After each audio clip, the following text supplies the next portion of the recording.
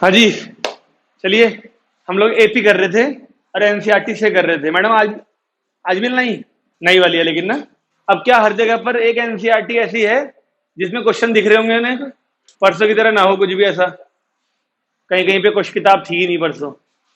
अब बताओ जरा, कहाँ तक क्वेश्चन कर लिए थे हमने? 10वां और 12वां भी तो करा था शायद। 12वां भी हो गया था, लेकिन 11वां छोड़ा हुआ था हमने। हैं? 12वां खुद करना था, लेकिन 11वां छोड़ा था शायद। और 11वां अच्छा क्वेश्चन है। यस, चलो करते हैं इसे। 11वां 9.2 का 11वां क्वेश्चन, एक्सरसाइज 9.2 क्वेश्चन नंबर 11। ठीक है, करें शुरू। रोहित जी, खेलना बंद हो गया तो करें शुरू। कॉपी है तुम्हारे पास? देखिए भाई, हमें sum of first P Q and R terms जो हैं एपी की एबीसी दे रखी है। Sum of first P terms का मतलब क्या हुआ? S P. ये वाली वैल्यू ए दे रखी है ना।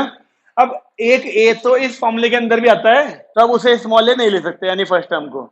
रिया मैडम तो पिछली क्लास में थी। बहुत छुट्टियां हो रही तुम्हारी मैथ में।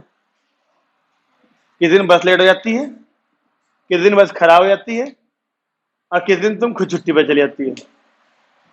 ऐसे करते करते धीरे धीरे तुम्हारे सारी चीजें इनकम्प्लीट रहेंगी, और फिर इनकम्प्लीट चीजें अक्सर नुकसान देती हैं। हाँ भाई, वैल्यू डालें इसकी। चलो, पी टर्म्स के सम वाली वैल्यू क्या आएगी? p/2, 2 कैपिटल ए कर देते हैं फिर से, ठीक है ना, प्लस p-1 इंटू डी। ये वाली वैल्यू स्मॉल ए हो गई, पहले इक्वेशन। ऐसे ही हमें और क्या दिया है? सम ऑफ क्यू टर्म्स, यानी एस क्यू की वैल्यू बी है, एस आर की वैल्यू सी है। वैल्यू पुट करें, बताओ एस ऑफ क्यू क्या आएगा? यानी q/2 2a plus q-1 into D. ये दूसरी इक्वेशन हो गई। और तीसरी वाली r/2 2a plus r-1 into, ठीक है। 1 2 3 टर्म्स दे दी फिर से हमें। अब देखो, प्रूव करने को कहा है a अपॉन पी। जो प्रूव दैट वाली लाइन है, सबसे पहली चीज है उसमें a अपॉन पी। देखो a ये रहा, अगर मैं अपॉन के पी यहां ले आऊं, इस पी को ला सकते हैं इसके नीचे। ऐसे ही क्वेश्चन में बी अपॉन क्यू भी एक जगह पर, तो ये क्यू नीचे ले आएंगे। ऐसे क्वेश्चन में एक जगह पे सी अपॉन आर भी है। तो अगर हम वो वाली लाइन लिखें जो प्रूव दैट वाली है, और उसका एलएचएस कॉपी कर लें, बताओगे एलएचएस क्या है? ए अपॉन पी के इंटू में क्या है? क्यू माइनस आर, फिर बी अपॉन क्यू के अपॉन में, और फिर प्लस सी अपॉन आर के। ये एलएचएस हुआ, और सबको सब के जीरो लाना है, ठीक है। तो ए अपॉन बी की वैल्यू तो फर्स्ट इक्वेशन आ सकती है, 1/2 लिखूंगा पहले, फिर 2a plus p-1 into D. ये हो गई इस वाले की वैल्यू केवल, ए अपॉन बी की। साथ में ये भी आएगा ना, q माइनस आर प्लस। अब b अपॉन क्यू की वैल्यू यहां से निकलेगी, तो फिर से आएगा एक 1/2 2a plus q-1 into D. अब r माइनस पी भी तो आएगा साथ में, फिर एक प्लस। अब c अपन आर फिर से निकालो, देखो यहां पर c अपन आर, तो 1/2 से आएगा ना सारे ये आगे, 1/2 2a plus r-1 into D, और उसके इंटू में p माइनस क्यू भी आएगा। बोलिए यहां तक कोई समस्या? अब सबको कट पुट के जीरो आना है, तो कैसे सॉल्व करें? देखो ये 1/2, भाई ये पूरे एक ही टर्म तो है, यहाँ प्लस है, तो ये वाला 1/2, ये वाला 1/2, ये वाला 1/2 सब में बाहर ले लें पहले ही। ये रहा वो 1/2 सबके बाहर। चलिए, अब इन सब की इंटू इसमें करनी पड़ेगी। पहले देखिए ये क्या है, 2a है, ये क्या है? P D minus D. पहले डी की इन दोनों में कर लो ना, ये 2a ऐसे कैसा, ये पी डी, ये माइनस डी है। फिर उन तीनों की हम इन दोनों में करेंगे, यानी 6 टर्म्स आएंगी यहां से। ऐसे ही 6 यहां से आएंगी, ऐसे ही 6 यहां से आनी चाहिए। क्या सब सहमत है इस बात से? तो जंग छेड़ दें, ध्यान से करना, ठीक है ना। देखो, अब मैं यहां पहले 2a है, पहले 2a की इन दोनों में होगी ना, क्या आएगा पहले? 2a क्यू, फिर 2a की आर में होगी, तो माइनस का 2a आर। 2a की इन दोनों में हो गई। अब यहां पे क्या था? पीडी, पीडी की इन दोनों में होगी ना, तो पहले क्या आएगा? पी डी क्यू, फिर पी डी की माइनस के आर में होगी, तो कोई समस्या नहीं। अब माइनस का डी बचा होगा, माइनस के डी की भी इन दोनों में होनी चाहिए ना, तो माइनस का डी क्यू और प्लस का डी आर।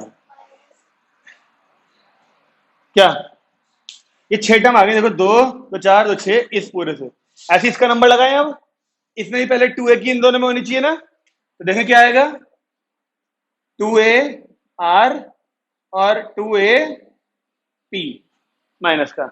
अब फिर यहां पर क्या बना होगा, क्यू डी और माइनस का डी, तो क्यू डी की इंटू इन दोनों में करते हैं। पहले पहले क्या आएगा, क्यू डी आर और क्यू डी की माइनस के बी में करें तो पी डी क्यू। लाइन टेढ़ी हो गई, बची है अभी, चलो बची है। अब माइनस के डी की इन दोनों में करनी है ना, क्या आएगा पहले, माइनस का डी आर और प्लस का डी पी प्लस।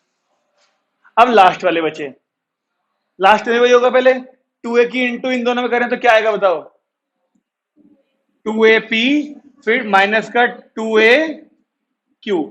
ओके, फिर ये क्या बन गया होगा, rd और माइनस का d, तो rd की इन दोनों में करें तो क्या आएगा, प्लस का r dp माइनस का r dq। ओके, अब क्या बचा होगा यहाँ पे, माइनस का d, माइनस के d की इन दोनों में करें तो माइनस का dp और प्लस का dq। अब अगर हमने कहीं कोई गलती नहीं की होगी, अरे सो गई क्या, नींद तो पूरी आ रही थी, अभी भी बीमार है क्या। क्लास में अक्सर ऐसा होता है कि जब कोई इंटरेस्ट का टॉपिक ना चल रहा हो या खाना खाने के बाद की क्लास होती है, तो अक्सर अक्सर बच्चे बैठे हुए यूं करते हैं, और जैसे आंख खुलती है ना तो मास्टर जी हमें ही देख रहे होते हैं। हुआ तुम्हारे साथ कभी ऐसा, मेरे साथ तो हुआ है। क्या झपकी लगी कभी, या आंख खुलने पर टीचर की नजरें नहीं मिली, टीचर की नजरें नहीं मिली, मेरी तो मिल गई थी 1-2 बार क्लास के बाद, कॉलेज में, स्कूल में नहीं, कॉलेज में। स्कूल का टाइम होता है इतना ज्यादा बस, उसमें क्या झपकी लगती। कॉलेज का टाइम होता था सुबह 9 से लेके शाम के 4:30 तक, ठीक है ना, 1-1 घंटे की क्लास, 1 घंटे का लंच होता था, और उस लंच में कभी कभी कैंटीन में बहुत बढ़िया खाना बनता था, खासतौर पर जिस दिन कढ़ी बनती थी ना, उस दिन हम जरूरत से ज्यादा खा लिया करते थे, पप्पू सर और मैं दोनों मिलके, कभी कभी स्वादिष्ट बनती थी। और फिर उसके बाद एक लेक्चर बहुत बोरिंग हुआ करता था, सरदार जी थे हमारे एक, LIC लीनियर इंटीग्रेटेड सर्किट्स, ठीक है ना, इतना बोरिंग लेक्चर होता था वो, कभी कभी तो चले जाते थे क्लास में, कभी कभी जाते ही नहीं थे। और जब जाते नहीं थे तो क्या करते थे, 3 दोस्त थे हम, कॉलेज के मतलब जो मेन कैंपस था उसके ठीक सामने एक गार्डन था हमारा, गार्डन में एक पेड़ भी था, पेड़ के नीचे छांव आती थी, ठीक है ना, उस छांव में ऐसे ट्रायंगल बना के लेट जाया करते थे हम, इसके पैरों पे एक कसर, दूसरे के पैरों पे एक, और इसके दूसरे पैरों पे 3 दोस्त ऐसे छांव में लेटते थे, लेकिन अपनी जिम्मेदारी पे, क्योंकि जो लेक्चर छूटेगा पढ़ना तो खुद ही पड़ेगा ना फिर।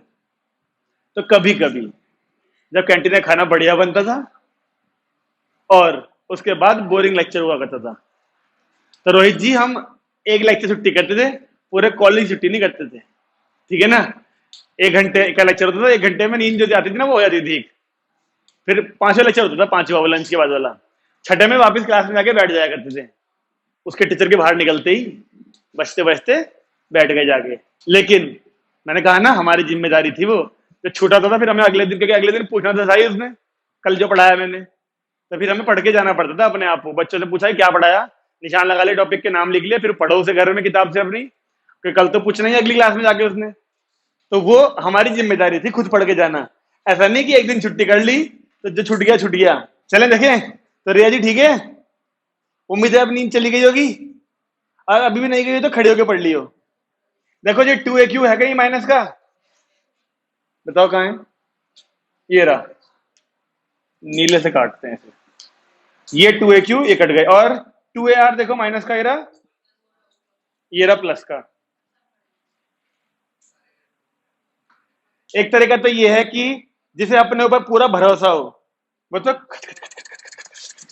घास की तरह कर दे, लेकिन जिसे भरोसा ना हो अपने ऊपर और मास्टर ने गलती पकड़ लिया, अगर जुगाड़ कर रखा हो कुछ, तो फिर वो यहाँ के नंबर नहीं काटने का, वो पूरा ही काट देगा। बताया ना तुम्हारे स्कूलों में कॉपी कैसे चेक होती है, स्टेप मार्किंग नहीं होती।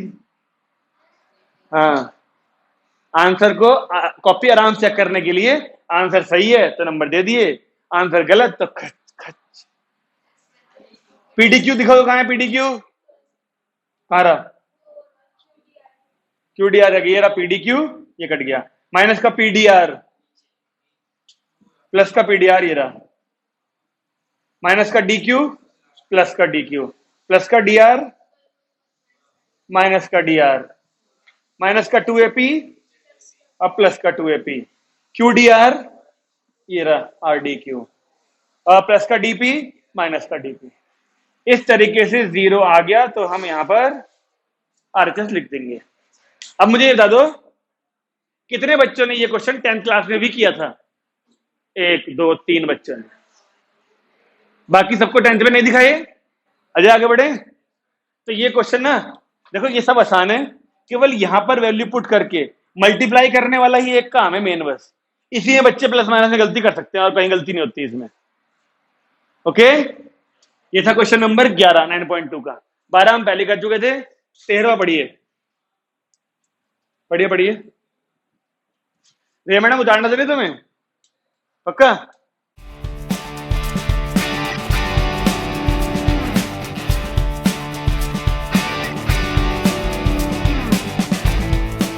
क्या समझ में आया 12th वाले में? 12th में सॉरी 13 में एसएन दिया है कितना,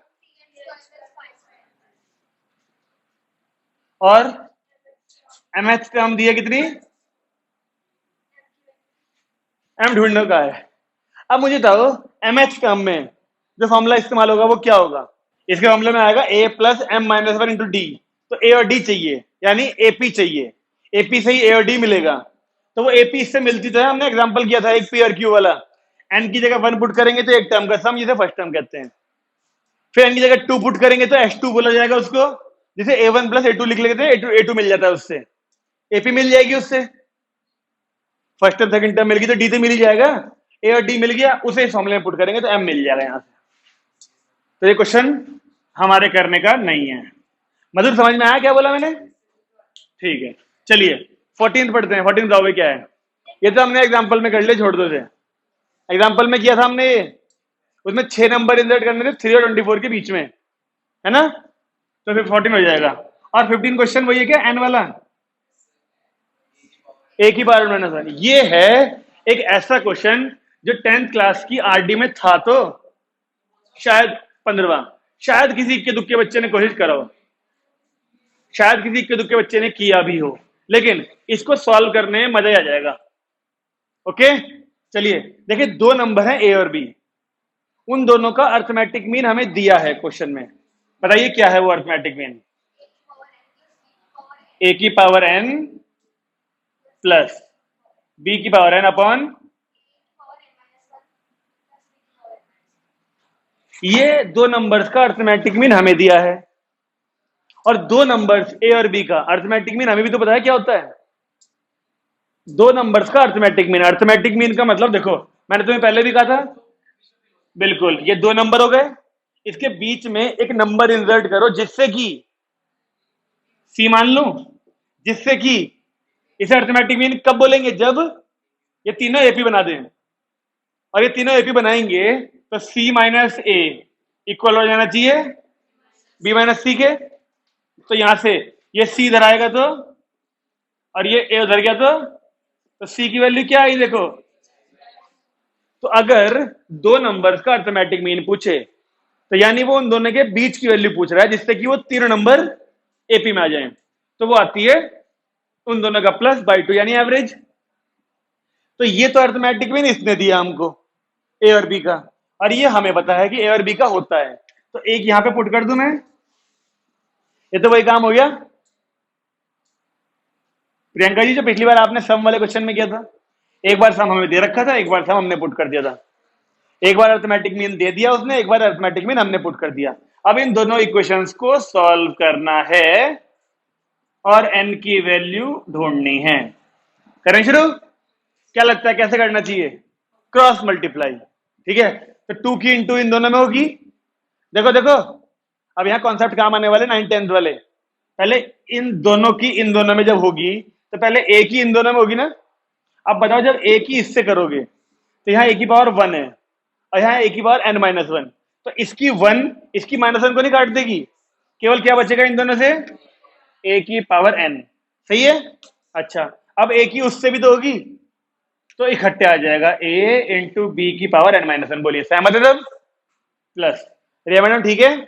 अब यही काम ए की तो हो चुकी है, अब बी की होगी। जब बी की ए से होगी तो ये दोनों इकट्ठे आ जाएंगे, लेकिन जब बी की बी से होगी, बी की पावर n बची, जैसे यहाँ पे ए की पावर n बची थी, इक्वल्स टू में इस 2 की इन दोनों से होगी जब 2a की पावर n 2b की पावर n। बताइए सहमत है सब? क्या करना चाहिए तुम्हें, क्या समझ में आ रहा है देख के? अब a की पावर n को उधर भेज देना चाहिए, यहाँ पे ट्वाइस है उसी का, a की पावर n को और b की पावर n को उधर भेज देते हैं। जब ये ट्वाइस वाले के पास जाएगा एक, तो एक बचेगा नहीं बचेगा a की पावर n, ऐसे b की पावर n भी एक बचेगा, तो यहाँ पर क्या बचे ये दोनों, a b की पावर n-1 b a की power n-1 is equal to, यहाँ पर a की पावर n बचा और b की पावर n बचा। बोलिए सही है। अब क्या बचा, तुम्हें क्या करना चाहिए, कॉमन। कहां से, a और a वाले कॉमन, मतलब क्या ऐसे कॉमन आ सकता है इस प्रेजेंट कंडीशन में? तो फिर पहले एक जैसी पावर वालों को एक साथ तो करो, यानी देखो यहां पर a की पावर नहीं है ना, इसे मत सोचो, यहां पर a की पावर है और यहां भी a की पावर है, तो ये दोनों a की पावर वाले इकट्ठे करो, ऐसे ये दोनों b की पावर वाले इकट्ठे करो, तब कुछ कॉमन लेने की सोचेंगे। तो इस a की पावर n को इधर ले आऊं या इस वाले को इधर भेजूं, इस वाले को इधर भेज दूं, तो फिर b को इधर लाना पड़ेगा, तो a b की पावर n-1 माइनस b की पावर n, तो ये a की पावर n यहां था और b a की पावर n-1। अब लेते हैं कॉमन। अब मुझे सोच के बताओ जरा, यहां देखो एक बार सब, अगर ये b की पावर n को मैं 15 मान लूं अगर, तो ये b की पावर 15 है, तो ये b की पावर कितनी है, 14। एक कमी दिया देखो, तो दोनों में b की पावर 14 कॉमन नहीं आनी चाहिए फिर कम वाली, तो अब दोनों में कॉमन कितनी है, n-1, तो यहां पे कितनी बचेगी b की पावर 1, 14 कॉमन ले लेंगे तो b की पावर 1 बचेगी ना, यहाँ पर सेम तरीके से वहां कॉमन लेने वाले हैं। देखो तो यहां से b की पावर n-1 कॉमन लूं तो क्या बचेगा, a माइनस यहां पे क्या बचा था, केवल b। यहां बताओ वही 14 और 15 लगे थे, तो a की पावर n-1 कॉमन लिया तो a बचा यहां और यहां बचा b, a माइनस b से a माइनस b कट गया, कॉमन लेते क्वेश्चन आसान हो गया ना। अब इस वाली वैल्यू को अपॉन में लाऊं अगर, या फिर उस वाली को अपॉन में भेजूं, एक ही बात है, मतलब दोनों की सेम पावर है, तो क्या इसको नीचे लेके जाएं तो a की पावर n-1 अपॉन b की पावर n-1 इक्वल टू क्या बचना चाहिए, 1। हम इसको अपॉन में या फिर इसको अपॉन में ला रहे हैं, तो दूसरी तरफ 1 बचना चाहिए, जीरो मत लिख देना उधर, बच्चे ऐसा जीरो लिख देते हैं उस केस में, यहां बचेगा 1। अब ये दोनों की पावर सेम है तो इसको ऐसे लिख लूं क्या। अब एक बात सोचो जरा, यहां पर लो, देखो हमें यहां पर n ढूंढना है इस क्वेश्चन में, n, और जो n है वो इत्तेफाक से पावर में है। अब यहां पर भी किसी चीज की पावर को कुछ लिखो ताकि 1 बन जाए वो, क्योंकि पावर और पावर इक्वल होंगी तभी n आएगा, तो किस चीज की पावर को क्या लिखूं ताकि 1 आ जाए यहां पर,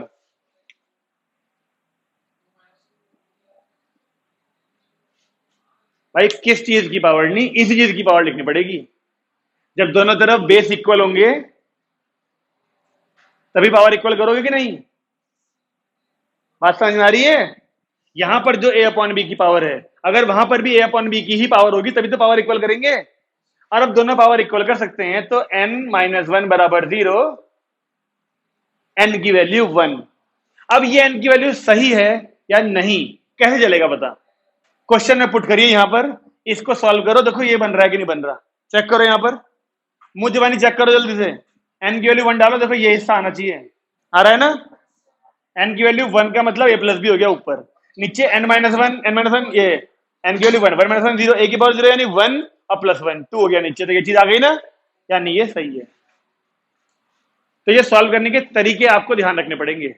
ऐसा सेम क्वेश्चन, ऐसा एक सेम क्वेश्चन जीपी में भी आएगा ऐसा, बस अंतर इतना है यहां पर अर्थमेटिक मीन दिया है, वो जीपी है तो क्या होगा वहां पर ज्योमेट्रिक मीन, फिर हमें सॉल्व करना पड़ेगा इस तरीके से।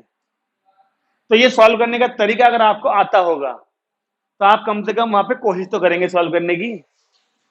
बस अंतर इतना है, यहाँ पर हमने अर्थमेटिक मीन रखा उन दोनों का, ए और बी का, क्योंकि कोई क्वेश्चन जीपी वाला होगा तो वहां पर ज्योमेट्रिक मीन पुट करेंगे। ज्योमेट्रिक मीन कैसे निकलता है वो मैं तुम्हें पहले ही बता चुका हूंगा उस क्वेश्चन से पहले ही।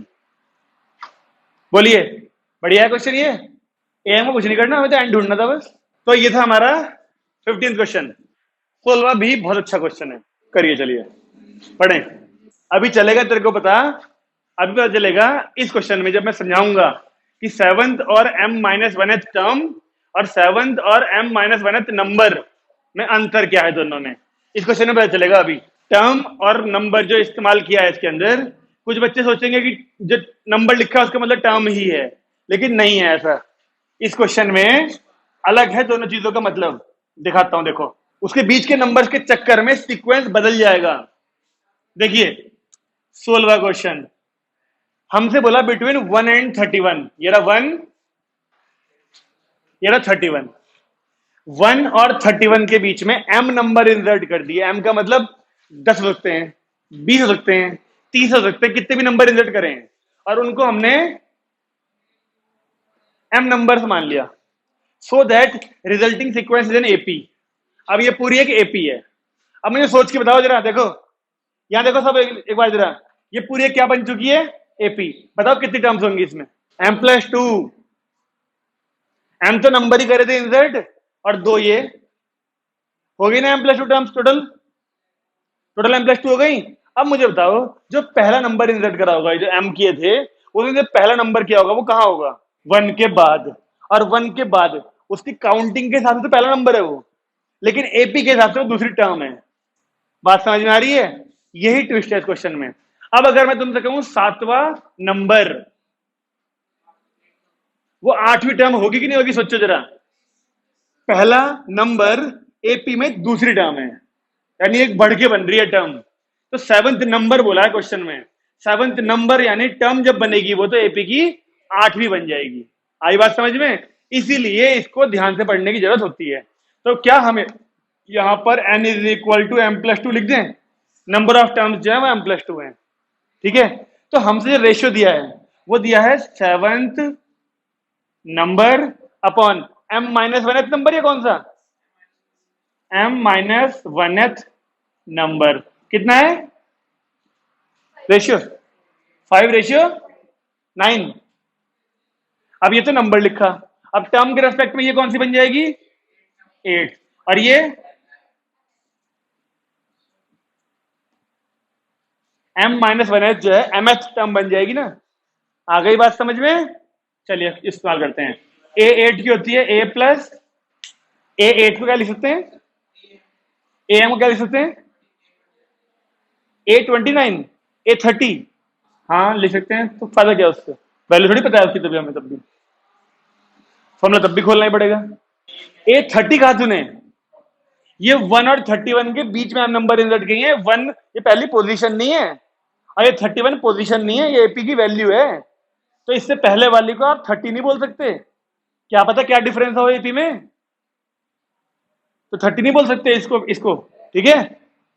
हाँ, एम की वैल्यू क्या होती है, ए प्लस, अब ए की वैल्यू तो पता है हमें, ए तो फर्स्ट टर्म है, दोनों की जगह पर 1 डाल देते हैं। अब इस पूरी इक्वेशन में दो चीजें अननोन है, एम और डी, है ना। एक इक्वेशन हमारी ये रही, एक और इक्वेशन चाहिए हमको, इससे उठाएं लास्ट टर्म से। लास्ट टर्म कौन से नंबर पे है देखो, तो ए m+2 की वैल्यू को 31 लेके चले तो क्या फॉर्मूला आएगा इसका,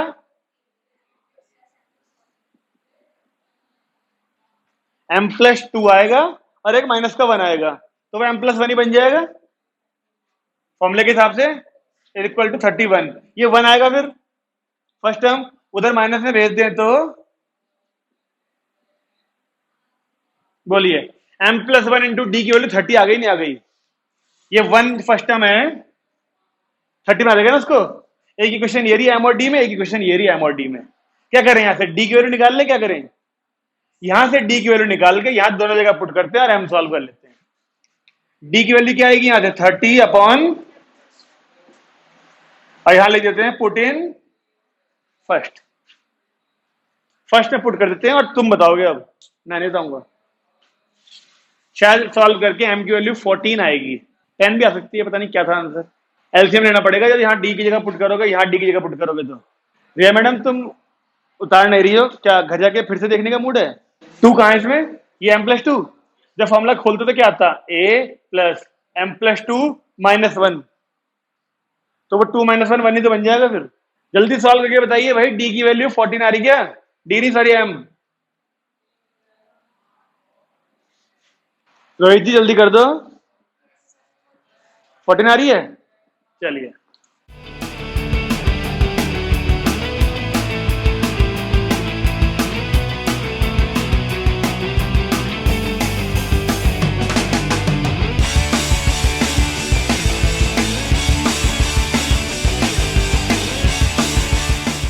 तो m की वैल्यू 14 और किसी की आई?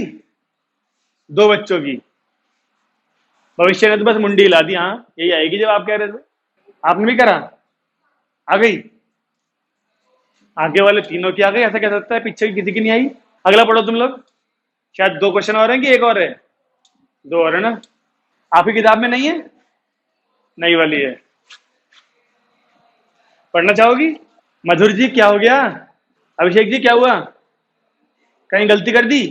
चिराग बाबू कहीं गलती कर दी? नहीं, ये क्वेश्चन तो सही है, पर आसान है। क्या नंबर है इसका? 17।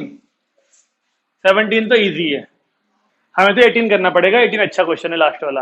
ये ना करने के रहने दो भाई, छोड़ दो छोड़ दो। हम समझ गए, तुमसे ना हो पाएगा। आगे 14 नहीं भी आ रही किसी की 14 तो वहीं साइड में लिख दो 14। और तुम्हारे पास बहुत दिन है, कल का भी दिन है, परसों का दिन भी है सॉल्व करने के लिए। हाँ हाँ वो तो मैं मानता हूँ कैलकुलेशन ज्यादा है इस क्वेश्चन में। आ गई। लास्ट पढ़ो क्वेश्चन। देखो जो 17 नंबर वाला क्वेश्चन है वो हल्का सा है बिल्कुल, अपने आप एपी बना के आप सॉल्व कर सकते हो। लेकिन लास्ट वाला पॉलीगन वाला है, कौन सा है? पॉलीगन। जरा पढ़ो पॉलीगन वाले क्वेश्चन को। समझ में आया कुछ? दो कॉन्जिक्यूटिव इंटीरियर एंगल्स का डिफरेंस 5 है, यानी एक एंगल 50 है, अगला 55 होगा, फिर 60 होगा, फिर 65 होगा, ऐसा करके चल रहे होंगे ना। तो एपी तो बन रही है 50, 55, 60, 65। तो क्या हम सिंपली डी को 5 ले लें? स्मॉलेस्ट एंगल बोला उसने कुछ 120। तो स्मॉलेस्ट एंगल को फर्स्ट टर्म अगर मैं लूं तो सबसे पहली टर्म कितनी हुई? 120, सबसे छोटा एंगल। उसका अगला कितना आएगा फिर? 125। उसका अगला 130, 135, 140 ऐसे उड़ते रहेंगे।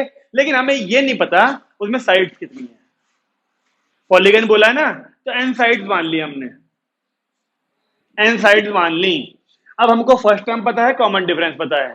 पूछा क्या है हमसे? Number of sides. क्या आपको अगर मैं नंबर ऑफ साइड्स एन मान लूं उसकी, तो सम निकाल सकते हैं उसका हम? एपी तो बन रही है, उन सारे एंगल्स का सम क्या आएगा? एस एन, n/2 2a यानी 240 plus n-1 into D, D यानी 5। तो n/2 ये हो गया 240 और ये 5 यानी 235। हाँ है ना? बताओ।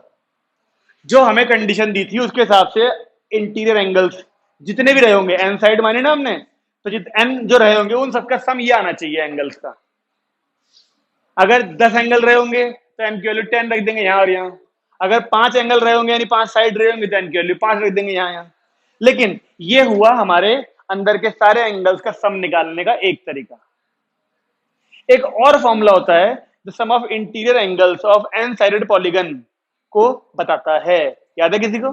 9, 10 बल्कि 8 का फॉर्मूला है 2a।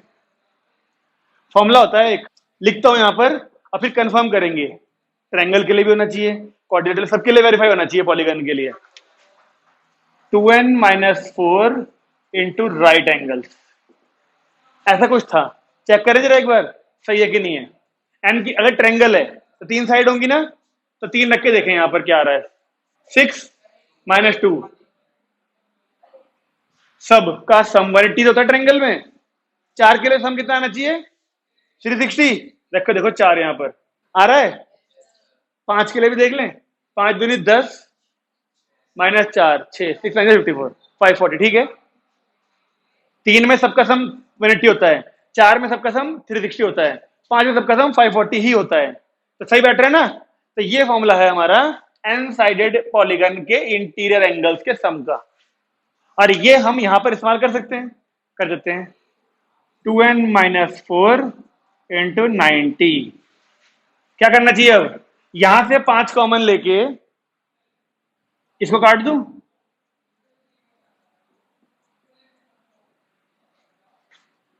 यहां पर 5 कॉमन आएगा तो ये n/2 तो ऐसे ही रहेगा, 5 से ही हो जाएगा 5, अरे रहेंगे 18, और यहां क्या बचेगा 5 से करने पर,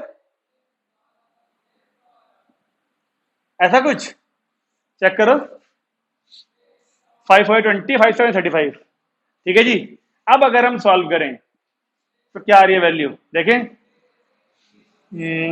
18 2 जा 18 4 जा 72, इस पूरे के इनटू में भी तो एक 2 आएगा, ये वाला घूम के इधर, ये बन गया 36 जा 72n minus 144 is equal to 47 plus n। एक n छूट गया ना, यहां पर एक n और है, तो ये क्वाड्रेटिक इक्वेशन बन रही थोड़ी बड़ी सी, n स्क्वायर ये रहा प्लस का 47n और ये माइनस में आएगा, और प्लस का 144 बराबर 0। कितना आएगा भाई, 72 में से 47 गया तो 12 में 7 गया 5, ये हो गए 6, हाँ। अब प्लस का 144, ये तो 16 और 9 होते हैं फैक्टर इसके, 16 और 9 25 भी होते हैं, और 16 की 9 से इंटू करने पर 144 भी आता है। तो n की वैल्यू स्प्लिटिंग लगाने के बाद 16 और 9 दोनों आएंगे, दोनों प्लस की आएंगी। अब ऐसा कैसे हो सकता है किसी पॉलीगन में 16 साइड्स भी हो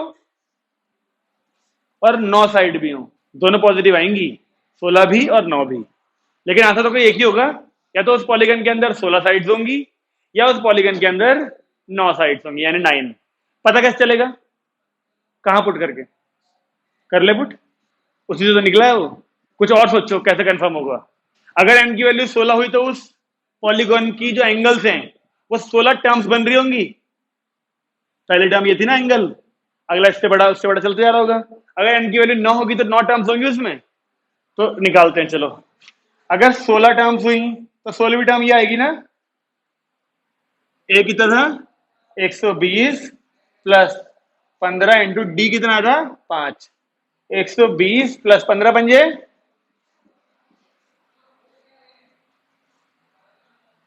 हाँ है ना। ऐसा हो सकता है कि नहीं हो सकता, हो सकता है, कुछ नहीं पता तुम्हें। किसी भी पॉलीगन का कोई भी एंगल 180 से बड़ा नहीं होता। अगर 180 से बड़ा हो गया तो वो बंद कैसे होगा पॉलीगन। हर पॉलीगन के ट्रायंगल का कोई एंगल तुम्हें लगता है 180 से बड़ा होता है, नहीं, यहां पे ऐसा नहीं है। किसी भी एक नॉर्मल पॉलीगन, कॉनकेव कॉन्वेक्स दो तरह के पॉलीगन हो सकते हैं, लेकिन जो हमें पॉलीगन पढ़ाया जा रहा है वो होता है कौन सा, क्वाड्रिलेटरल जैसा होता है। क्वाड्रिलेटरल कौन सा होता है, क्वाड्रिलेटरल की तो ऐसे बंद हो जाती है फिगर, पेंटागन भी वैसे बंद हो जाता है ना। तो ऐसे बंद होने वाले सारे ऑब्जेक्ट जो होंगे, सारे जो फिगर्स होंगी, उनके सारे एंगल 180 से कम ही होंगे। अगर एक एंगल 180 से बड़ा हो गया तो बंद होने के बदले वो ऐसे खुल जाएगा। तो अगर कोई एंगल उसका 195 डिग्री आ गया तो यानी वो पॉलीगन नहीं है जो हमें बता रहा है वो। तो यानी n की वैल्यू 9 ही कंफर्म है, उस पॉलीगन में 16 साइड्स नहीं हो सकती।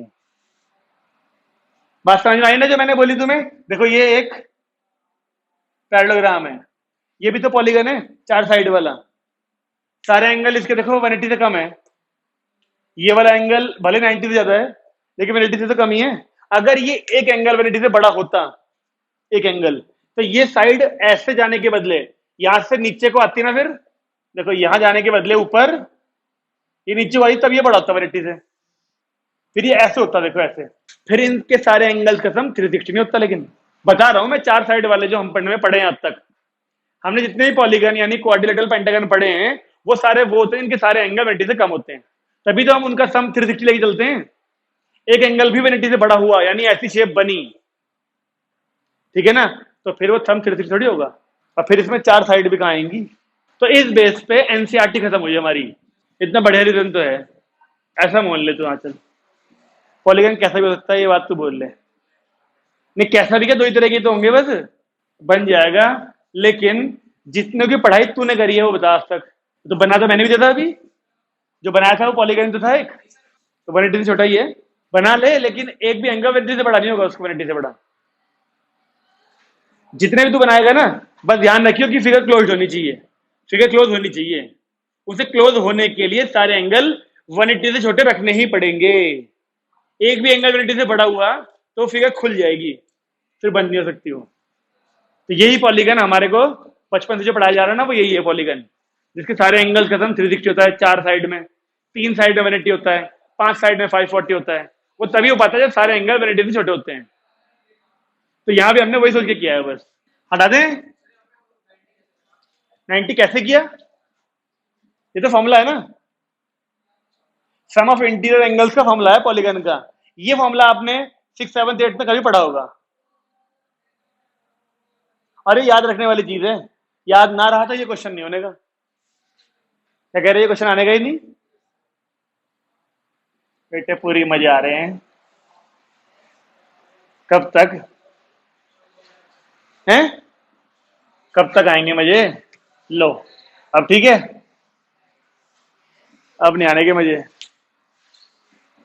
जियोमेट्रिक प्रोग्रेशन यानी जीपी, लास्ट वाली लाइन बची है, चल कर ले तू, पहले पूरा ही कर ले। इस ज्योमेट्रिक प्रोग्रेशन को हम लोग जी पी के नाम से भी जानते हैं। ज्योमेट्रिक, जैसे एपी अर्थमेटिक प्रोग्रेशन, ऐसे जीपी इज ज्योमेट्रिक प्रोग्रेशन। अब हम ये मान सकते हैं कि भले ही एपी सिलेबस से हट गई है इस बार, लेकिन जीपी को करने के लिए हमने ऐसा मान लो 10th क्लास की एपी रिवाइज कर ली, क्योंकि सारे कॉन्सेप्ट वही चलने वाले हैं, फॉर्मूले अलग हैं बस। फॉर्मूले जीपी के अपने अलग होंगे, लेकिन जो कॉन्सेप्ट एपी के थे वो सारे कॉन्सेप्ट आएंगे सम एंड टर्म्स का, ठीक है ना। एनएच टर्म, 3 टर्म लेट करनी हो तो क्या करेंगे, 4 टर्म लेट करनी हो तो क्या करेंगे, अर्थमेटिक मीन वहां था, या ज्योमेट्रिक मीन, वो सारी चीजें फिर से आएंगी। भले ही फॉर्मूला अलग होंगे, लेकिन कॉन्सेप्ट फिर से दोहराने पड़ेंगे। बेटा इसे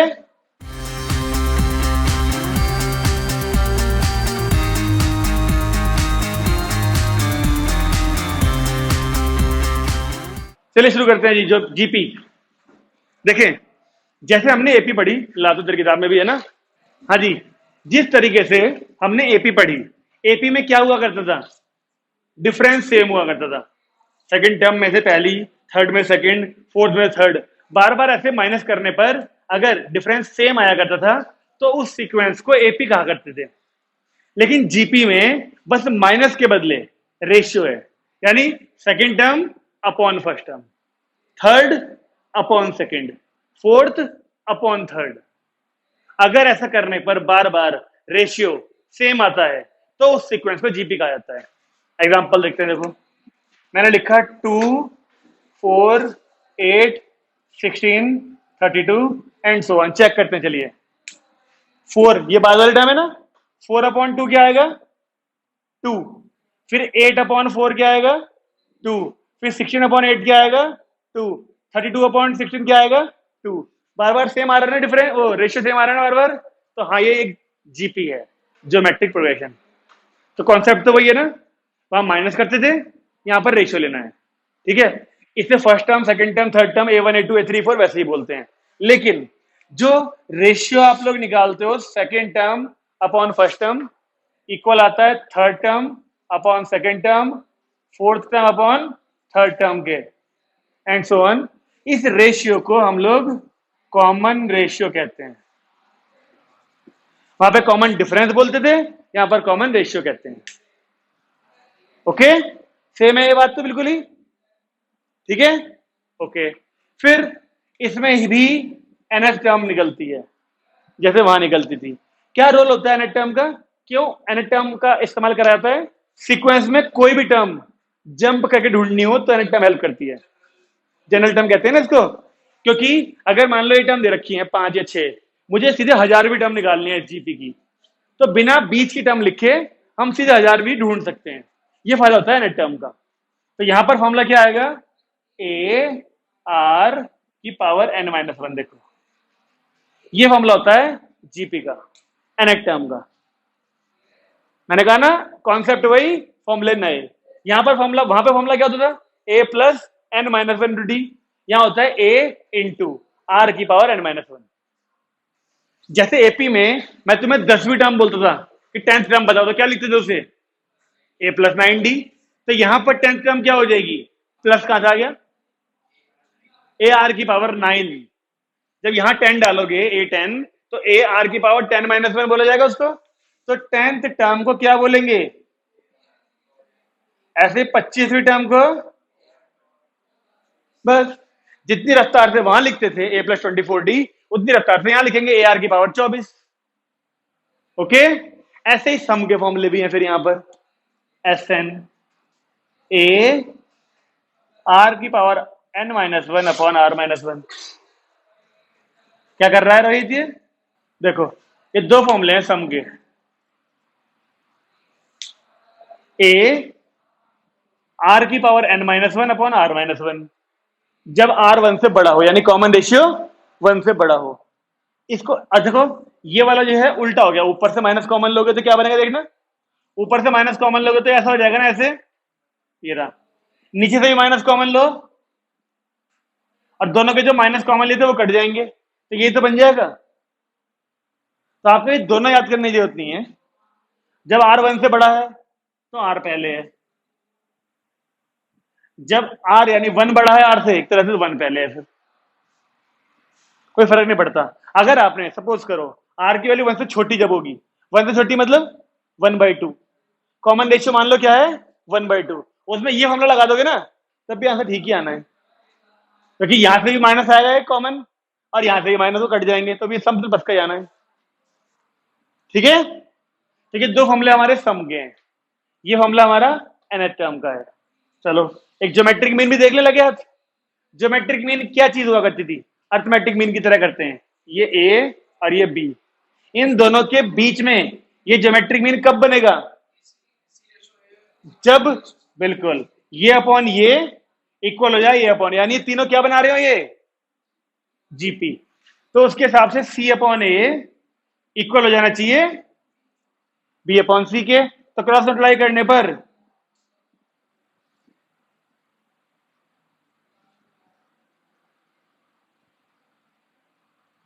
ज्योमेट्रिक मीन, यानी यानी दो नंबर्स का अर्थमेटिक मीन क्या होता है, दो नंबर ए और बी का अर्थमेटिक मीन क्या था, A plus B upon two.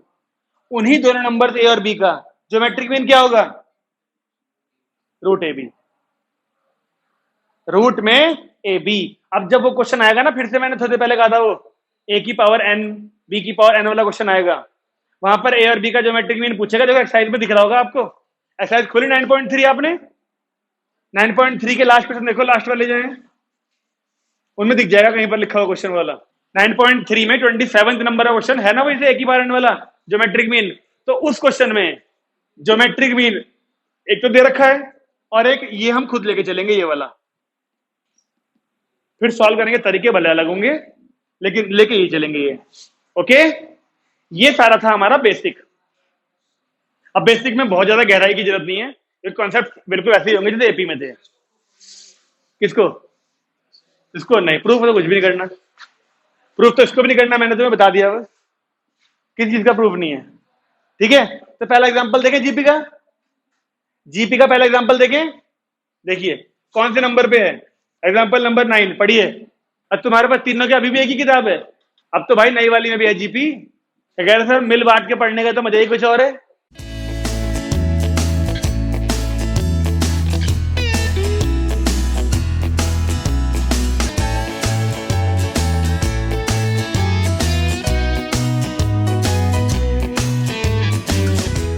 हाँ जी, एग्जाम्पल नंबर 9 देखा,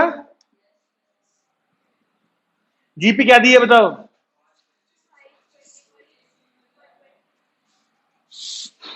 ऐसे जीपी दी है, क्या ये जीपी है, चेक करते हैं। 25 अपॉन 5 5 आएगा, 125/25 5 ही आएगा, कॉमन रेशियो बराबर है। तो इसमें अगर फर्स्ट टर्म लिख दें 5 है और आर बराबर भी 5 ही है। पहले क्या पूछा? 10th टर्म, क्या फॉर्मूला आएगा? ए आर की पावर 9 है ना, तो ए यानी 5, आर भी 5 की पावर 9 यानी 5 की पावर 10 आ गया, नहीं आ गया सीधे? अभी सॉल्व तो करेंगे नहीं हम, 5 को 10 बार इंटू नहीं करना। आसान है रोहित जी, आसान है। अगली टर्म पूछिए, 10th टर्म, nth टर्म, ए आर की पावर n-1, ए भी 5 आर भी 5 यानी 5 इंटू 5 की पावर n-1। तो सॉल्व करके 5 की पावर n ही तो बचेगा बस। आसान है। देखो पहला क्वेश्चन तो क्या आपको लगता है कि इसमें सिवाय फॉर्मूले नए होने के कुछ और चीज भी अलग है? नहीं, बस फॉर्मूले अलग हैं। जिस तरह से एपी के क्वेश्चन करते थे, जिस सूझबूझ से एपी के क्वेश्चन करते थे, उसी तरीके से जीपी के भी करने हैं, बस फॉर्मूले अलग हैं इनके। चलिए एग्जांपल नंबर 10 पढ़ते हैं भाई। बताओ क्या गिवन है? 2 8 32 अप टू n टर्म्स, ठीक है। देख सम होगा वो, या फिर इसी जीपी की लास्ट टर्म है, वो लास्ट टर्म है, क्या है? 1 3, इसी जीपी में लास्ट में है कहीं ये। तो नंबर ऑफ टर्म्स पूछिए, नंबर ऑफ टर्म्स पूछिए। तो जब ऐसे एपी में गैप, हाँ मतलब वही लास्ट टर्म, ठीक है ना। तो इसको लास्ट टर्म नहीं मान लेते थे दूर से दो चीज, तो इसको एन मान ले अगर हम, तो एन का फॉर्मूला हो जाएगा 131072 का ए यानी 2। आर कितना आएगा देखो? 8/2 यानी ऐसे, इसको 2 से काट दें 65536 आएगा। देखो अब ये 4 की पावर में है, देख रहे हो? देखो यहां पर देखो, ये 4 की पावर में एन है ना। अगर इसको भी मतलब एन ढूंढना है तो इसको भी 4 की पावर में समथिंग करना पड़ेगा, नहीं करना पड़ेगा? तभी बेस इक्वल होने पे पावर इक्वल होंगी। तो देखो 4 की पावर में कितना हो रहा है, ये कैसे करेंगे? 8, देख ले किताब में। शाबाश, सोचने नहीं दिया बिल्कुल भी। कैसे करते हैं भाई इसके फैक्टर अपने? 65536। तो हमको इसको 4 की पावर में ढूंढना है, तो आप 4 से ही करना, बार बार बार बार करके 8 बार जाएगा। तो 4 की पावर 8 लिख दिया इसलिए इसको। अब दोनों तरफ बेस सेम है तो पावर इक्वल कर दी फिर। तो इस तरीके से n की वैल्यू 9 आ गई। मतलब इस जीपी में 9वें नंबर पे है ये वाली वैल्यू। एपी में भी तो यही करते थे। किसी को कोई समस्या? देखो एक एक अंतर आएगा इस टॉपिक में और एपी में, इसके क्वेश्चंस में कैलकुलेशन थोड़ी ज्यादा होगी बस। एपी में सारी चीजें प्लस माइनस में चलती थी तो सॉल्व करना फिर भी आसान होता था। यहां पर पावर में चल रही होंगी चीजें, मल्टीप्लाई है जगह जगह, इसलिए थोड़ी सी दिक्कत आएगी बस थोड़े सॉल्व करने में। कैलकुलेशन वाला वर्क थोड़ा ज्यादा है, ठीक है? कोई बात नहीं, हम भी तो बड़े हो गए, क्वेश्चन बड़े आ गए तो क्या हुआ, हम भी तो बड़े हो गए।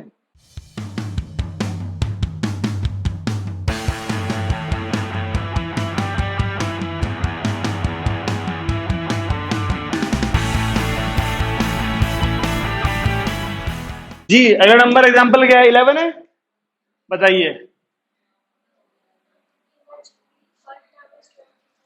Third term is 24 192। अब बताओ भाई, क्या ऐसा क्वेश्चन एपी में मिलता था हमको? क्या होता था फिर? उसमें दो इक्वेशन बनती थी, फिर काटा पिट्टी करके ए और डी निकाल लेते थे। सेम यहां पर नहीं है, बस अंतर इतना है, यहां पर देखो दो इक्वेशन बनाते हैं, फिर सोचना ये A3 की वैल्यू क्या होती है? AR की पावर 2। ऐसी A6 की वैल्यू क्या आएगी? अब बस अंतर इतना है, आप इन दोनों इक्वेशन को माइनस नहीं कर सकते क्योंकि ये प्लस माइनस में थोड़ी है। तो आपको इन दोनों इक्वेशंस को डिवाइड करना पड़ेगा जीपी में, बस ये तरीका बदला है। लेकिन करना फिर वही है, ए और आर ढूंढना ही ढूंढने हमें। तो ए से ए कट गया, क्या बचेगा? 1 में, और ये 24 से 8 बार ही कटता है। इसको किसका क्यूब लिखते हैं? 2 का। यहाँ पे आर का क्यूब है ना, इसे लिखा 2 का क्यूब, जिसकी वजह से r की वैल्यू 2 आ गई। अच्छा ठीक है, अब r2 आ गया तो r की वैल्यू को किसी एक इक्वेशन में डाल के a भी ढूंढना पड़ेगा। ar² हमारा 24 था, r है 2, 2 का स्क्वायर यानी 4, a into 4 equal to 24, a equal to 6। r भी आ गया, a भी आ गया। क्या पूछा था? 10th term. अब 10th टर्म मैं निकाल के दिखाऊं, a10 is equal to ar की पावर 9, कर देंगे ना पुट। 12th। अब देखो एपी भले ही कुछ बच्चों को लग रहा है जो हमने पढ़ी वो बेकार थी क्योंकि सिलेबस से हट गई, लेकिन एपी जो हमने डेढ़ टर्न लगाया, 2 टर्न लगा दिया हमने एपी में। एक पिछला वाला हुआ था और आधा आज का है ना, तो 1.5 टर्न, 1.5 टर्न हमने एपी पढ़ी। उसका बेनिफिट तुम्हें जीपी में मिल जाएगा, उसका बेनिफिट तुम्हें जीपी में मिल जाएगा। अब जीपी में बहुत सारी चीजें सोचने की जरूरत नहीं पड़ेगी तुम्हें, क्योंकि सारी चीजें एपी जैसी चल रही हैं। ओके। अरे प्रियंका मैडम कहाँ खो गई? नींद आ गई क्या तेरे को भी? ये फिर से उसमें चली गई क्या? नींद आ गई है? बैठे बैठे ये उसमें चली जाती है। क्या बोल रही थी ये? इमोशनल हो जाती है। बैठे बैठे हो गए क्या? फिर से कुछ याद आ गया? आज देखी मैंने एक वीडियो, उसमें बेचारी गाय पेड़ की जो ऐसे करके ना ऐसे टहनी सी थी कुछ एक, उसमें गर्दन अटकी हुई थी उसकी, मर गई बेचारी। कोई नहीं मिला होगा निकालने वाला, गाय अपने आप तो निकाल नहीं सकती, पैर अटके हुए थे उसके पीछे को ढलान सी पे और गर्दन अटक गई थी ऐसी, मर गई बेचारी। अब जानवरों में इंसान में ये तो अंतर है, इंसान बच जाता है ऐसे केस में, जानवर नहीं बच पाते। कई बार कोई ना कोई देख लेता तो बचा लेता है इंसान ऐसे केस में उनको। एक वीडियो देखी थी मैंने जिसमें गाय की गर्दन फंसी थी, लेकिन वहां आदमी था एक, उस आदमी ने पता नहीं कैसे करके टहनी को हिलाया, एक टहनी से टांग पकड़ी, एक टहनी से खुद ऐसे, क्योंकि भाई जब जैसी गाय निकलेगी वो सींग हिलाएगी, उसके लग सकता है आदमी के, तो बचते बचते ने जैसे करके गाय बचा ली थी वो। इस बार नहीं देख पाया कोई गाय को, वो नहीं बच पाई। उस एक के जाने के चक्कर में और ना जाए कोई दूसरा, इसलिए एक्टिव रहना चाहिए, दूसरों को तो बचा सके। ठीक है भाई जी? ठीक है प्रियंका मैडम, अगला क्वेश्चन बता दियो पढ़ के तुम, 12वां पढ़ के रहियो, थोड़ा जोर से पढ़ियो। वो उसके बाद की थी वो वीडियो, अगर पहले की होती तो बचाना लेता क्या वो वीडियो बनी ही तब थी जब जब किसी को दिखी होगी गाय बेचारी। वो इतना कोई मतलब इंसान तो कुछ होते हैं पागल, एक्सीडेंट हो रहा है, पड़ा है आदमी, वीडियो बना रहे हैं उसकी। सारे ऐसे पागल नहीं होते कि गाय को देख रहे हैं गर्दन फंसी हुई है, मर जाएगी और वीडियो बनाते रहेंगे। सारे सारे तो इतने पागल नहीं होंगे, कोई ना कोई तो जाके अपनी जान खतरे में डाल के उसकी जान बचा ही लेगा। चलिए, अपनी जान खतरे में कैसे? जैसे उसकी गर्दन निकलेगी ना गाय की, सबसे पहले सिर हिलाएगी अपना, आसपास जो भी होगा उसके लग सकता है ठीक उसके, तो ये बच के, ये सोच के बचाना पड़ता है। मैंने देखी थी एक वीडियो, बता रहा हूँ इसलिए, बड़ी मेहनत करी थी उस आदमी ने, क्योंकि वो जो गाय फंसी थी ना, वो लोकेलिटी में फंस गई थी कहीं पर पेड़ की टहनी के बीच में, तो लोकेलिटी में तो देख लिया किसी ने। अब जो कल वाली वीडियो देखी मैंने, वो किसी ऐसी थी जगह पे जहां पर जैसे वो तो शहर के एक्सटीरियर वाली आउटर, वहां नहीं देखा किसी आदमी ने, नहीं चला पता किसी को, नहीं बचा पाए उसे। हाँ तो प्रियंका मैडम एग्जाम्पल नंबर 12 पढ़ रही थी आप।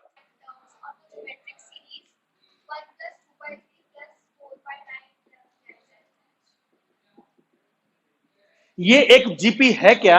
चेक करें जरा, है?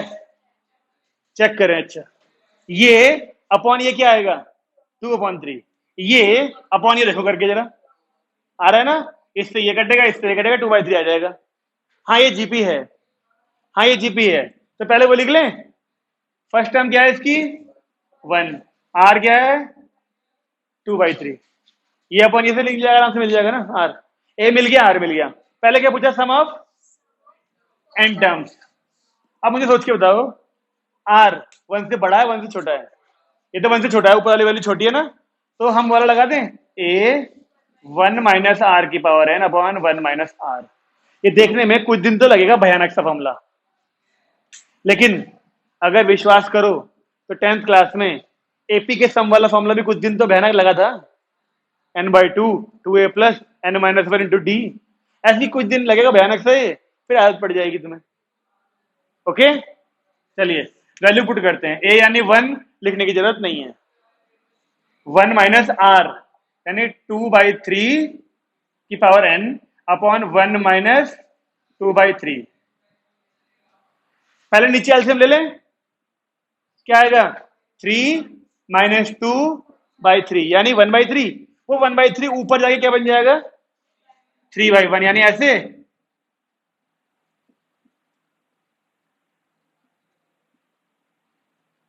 क्या आपको लगता है सम ये आएगा? या आप में से किसी को लगता है कि मैं इसे खोल सकता हूं पावर n को? मैं नहीं, सॉरी, तुम। क्या तुम में से किसी को लगता है कि तुम इसे n को खोल सकते हो? नहीं। इसकी पावर भी n है, इसकी पावर भी n है, हम कुछ नहीं कर सकते इसमें। यही आएगा सम ऑफ n टर्म्स। वो बात करेंगे ना। ये पहले एस एन मिल गया हमको। एस एन मिल गया। एस एन मिल गया। अब एस एन से एस फाइव नहीं ढूंढ सकते? क्या अंतर होगा दोनों में? यहां इनकी वैल्यू 5 डाल दो बस। तो 3 1 - 2/3 की पावर 5 उसे सॉल्व करना पड़ेगा फिर आपको, क्योंकि 2/3 की पावर 5 को सॉल्व किया जा सकता है। 2/3 की पावर 5 को सॉल्व किया जा सकता है। समझे? बताइए आंसर। तब तक हम पानी पी के आते हैं। मैच कर गया? कुछ है खतरनाक चीज? नहीं। अगला पढ़ें? अगला पढ़ें सारांश। Example number 13। सारांश पढ़ेगा इस बार, ठीक है?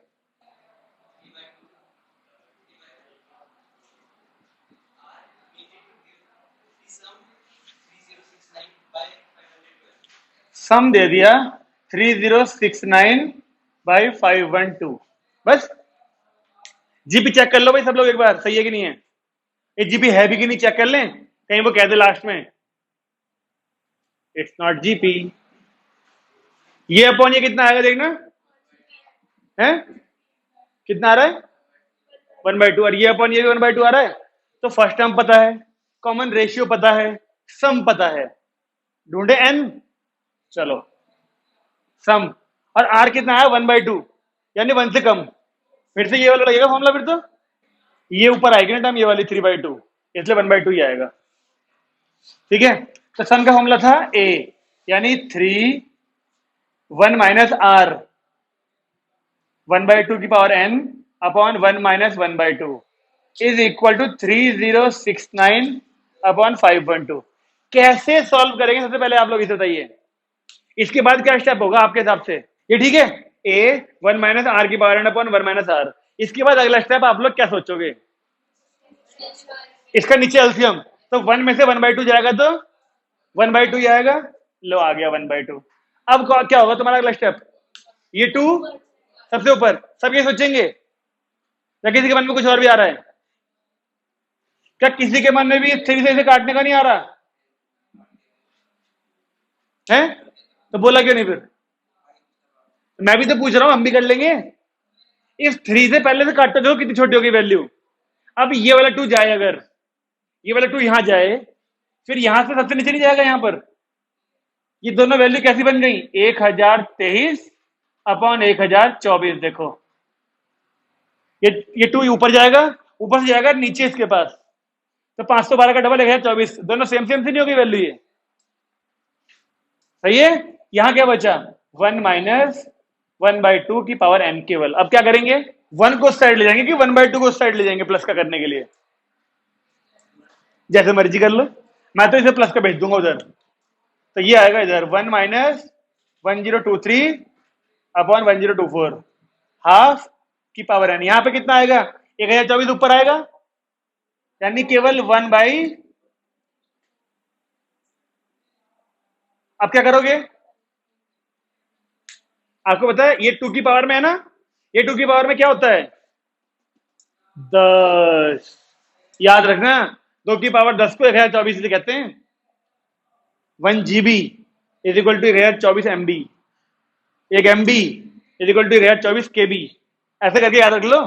2 की पावर 10 होती है वैल्यू, बहुत काम आती है लाइफ में जब तक मैथ पढ़ते रहोगे। तो इसे 2 की पावर 10 लिख सकते हैं, 1/2 में लिख देते हैं लोग, ताकि यहां भी तो 1/2 की चल रही है पावर n पूरी। तो 2 की वैल्यू कितनी आई? नहीं 2 की नहीं, सॉरी, n की वैल्यू। यानी इस जीपी में 10 टर्म्स होंगी, तब उन सबका सम मिला के ये आएगा। बोलिए कोई समस्या? शेड्यूल वालों तुम्हारा एग्जाम कब तक है? अब कल भी है कोई सा? किस चीज का? केमिस्ट्री। तो पार्थ इसीलिए नहीं आया अब। हाँ जी, हटाया जाए इसको। कैसी लग रही है जीपी? ठीक, काम चलाऊ या अच्छी है? पता कैसे कह रही रिया? अच्छी। अच्छी ऐसे लगती क्या? अच्छी ऐसे लगती सर, बढ़िया लग रही। एक चेहरे पे एक्सप्रेशन तो अच्छे वाले होने चाहिए। काम चलाओ किस चीज को लग रही? काम चलाओ जैसे एपी है वैसी सी है। एपी से अच्छी लग रही है? एपी से अच्छी नहीं है। कोई है और कहने वाला कि एपी से बढ़िया लग रही? नहीं, सब यही कह रहे हैं कि एपी ज्यादा अच्छी थी। वो प्लस माइनस में थी, एक कारण ये भी है उसका, ये मल्टीप्लाई में है। ऐसा क्यों लग रहा है जैसे हवा चल रही है बाहर? लग रहा तुझे भी है? तुम्हें नहीं चल रहा पता? मिटाएं? अबे टाइम हो गया यार। तो कितने क्वेश्चन कर लिए हमने आज? डाले नंबर किसी ने? जीपी के 5 और एपी के भी 5-6 हो गए होंगे। एपी के 5 नहीं, जीपी के 5, 4 एपी के, यानी 9 क्वेश्चन करे कुल मिला के। 6, 10 या 12 क्वेश्चन हो गए कुल मिला के, ठीक है ना? तो आज के लिए होमवर्क क्या है फिर हमारा? एक्सरसाइज खोलो, बंद कर ली किताबें ना? सही करा, निकाल लो वापस किताबें। किताब निकाल, कॉपी निकाल। हाँ भाई, किताब निकाल ली सबने? तो जीपी का एक्सरसाइज जो 9.3 है, उस 9.3 के शुरू के 10 क्वेश्चन बच्चों वाले हैं। जैसे एपी में थे ना बच्चों वाले। कम है क्या क्वेश्चन कुछ? ये यहां तक 10 तक सेम है। 10 तक के क्वेश्चन करने हैं भाई सबको, ठीक है? जीपी के। और जो नहीं होंगे उसको पूछना है मंडे वाली क्लास में, ठीक है? चलिए बंद कर दें। मैडम आप अपनी किताब से देखना, एपी में भी ढूंढना आप, कुछ अलग तो नहीं था, अलग था तो पूछ लेना हमसे, ठीक है? चलिए बंद कर देते हैं।